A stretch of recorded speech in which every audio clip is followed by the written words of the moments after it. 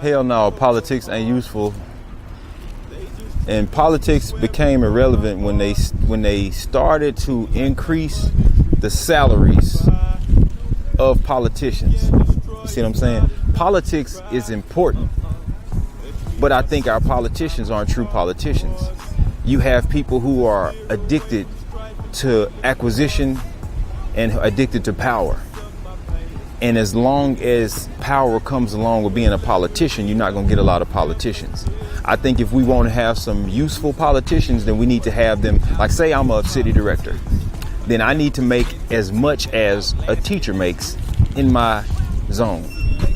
If you want to make more money, make it to where the teachers make more money, and then your money will increase. And then you have to stay in the same neighborhood. You have to live in your zone as well. And you have to live like the people in your zone live. You have to shop where they shop. I think that should be a rule. So when you do that, you have people who are going to be involved in politics who really enjoy politics. Because now, as you know from seeing me, I've been doing music for a long time. I ain't made a lot of money. I got to love it, because without love, it wouldn't be nothing. You know what I'm saying?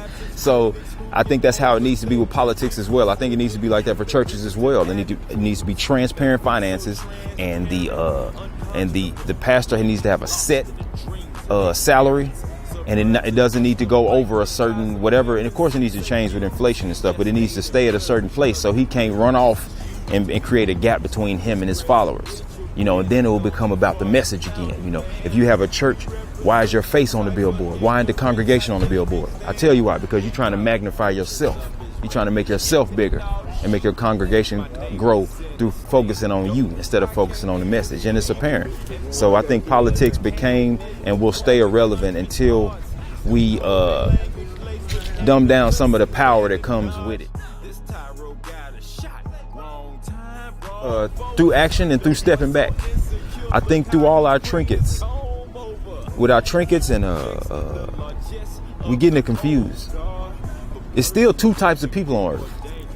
It's people who gonna make it and people who ain't gonna make it. But since we in a progressive society and we so far ahead and we can just stock up on groceries and it's not as extreme as it was, we kind of get that confused. If you are a person who thought that Obama's presidency was going to change your life, you was never going to make it. If you are a person right now who thinks Donald Trump's presidency is going to mess up your life, you're not going to make it. You was never going to make it. I think that we need to stay focused on that. If what you want to do is step back, because I think a strong person is going to find a way to be strong and a weak person is going to find a way to be weak. Find like-minded individuals. Ignorance is always going to overpower intelligence, but ignorance is BS, and BS destroys itself. What you want to do is insulate yourself and your family and your circle to where when the BS is destroying itself, that you are not affected by the chaos and you can survive and be the cockroach after the nuclear blast, because it's going to happen. So that's what I think you can do. You know, if you want to try to do that through politics or through your love or through whatever addiction you got, because we all addicted to something. Some addictions are just not looked down upon. Figure out how to do that and enjoy yourself and enjoy your family, and don't be around when the chaos happens. The greatest thing about students, especially college students, is they not yet totally adults. And when you're not yet totally an adult, you haven't got depressed yet, you haven't been beat down. They still got this will, this ambition. And me as a 37-year-old man, I would be silly to try to give them any advice, because what I did and what my generation did is create new ways that my parents couldn't even dream of to do things and to push forward. And I know and I'm confident that this new breed of students is going to do the same thing. They the future. They need to be telling me how we going to push forward and do things and make it better in the future, because they got all the ideas, they got the energy. You know what I'm saying? When that's why the wars get fought by the young guys. You can hype them up. They ready to roll. So I don't have any advice for the young people except be yourself, be the best you can be. Be the you that your parents raised. You know, don't be what the world wants you to be. If you're going to be anything, be what your parents want you to be, because they love you for real. So be the best you that your parents can be. If you don't know your parents, the people who raised you.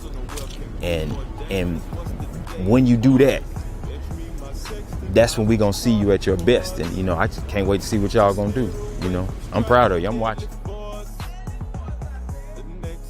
And that song, the only thing that stood out was the words made me look up what Rococo art was, because I'm like, who is choosing these words and how does this relate? You know, I'm like my 7-year-old self, when am I going to use this? You know what I'm saying? Of course, I was asking about algebra and stuff that I did actually use later on in life. But yeah, Rococo art, it made me look it up. I need to go look it up again so I can try to transfer it to my common language folder, because I forgot what it was, but I think I made a metaphor in there that it was like busy or chaotic or something like that. So yeah, that word stood out a lot. I want to share with y'all to never ever, I think it's imperative that y'all understand the great position that you're in right now.